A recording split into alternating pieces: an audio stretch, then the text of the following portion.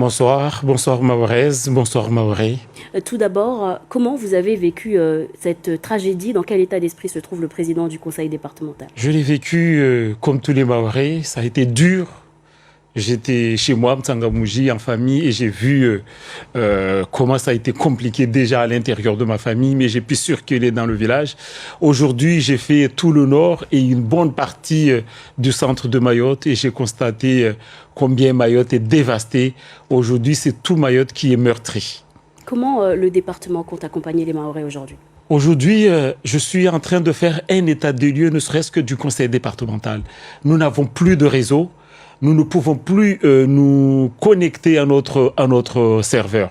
Mais ce que j'ai dit aux Maoris, déjà d'abord, merci à cet élan de solidarité, parce que j'étais dans la rue hier, parce que j'étais avec ceux qui ont essayé de déblayer le chemin du nord jusqu'à Mamoudzou, et j'ai vu comment les Maoris sont solidaires. Donc, continuez cet élan de solidarité, de nous soutenir. Oui, le département compte être auprès des Maoris, lancer toutes les mesures d'aide nécessaires.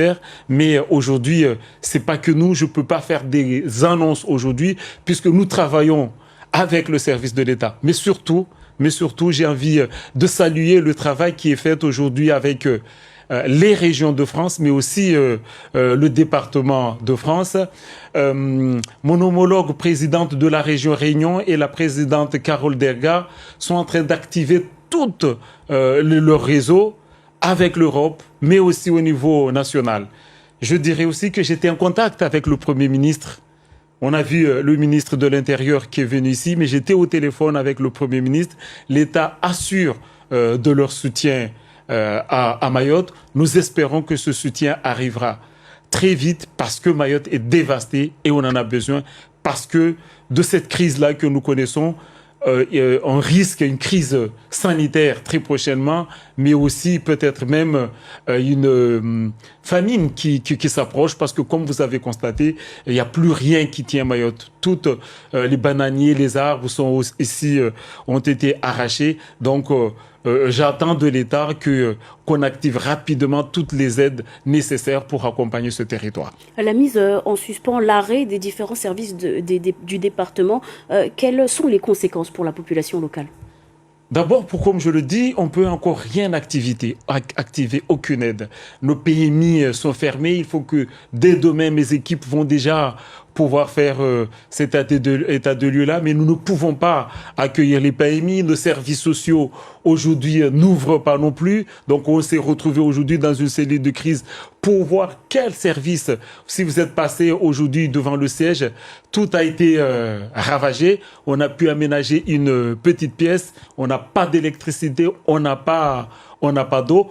Pour l'instant, oui, nous ne pouvons pas accueillir nos usagers. Si vous avez traversé le rue aussi de zone Mamoudzou et Passamainti, vous voyez nos barges qui sont à la dérive ici et là. Voilà la réalité. Le département est aujourd'hui autant victime que tout l'ensemble de la population de ce que nous connaissons. Mais moi, mon inquiétude aussi, c'est que le mois de Ramadan approche très prochainement.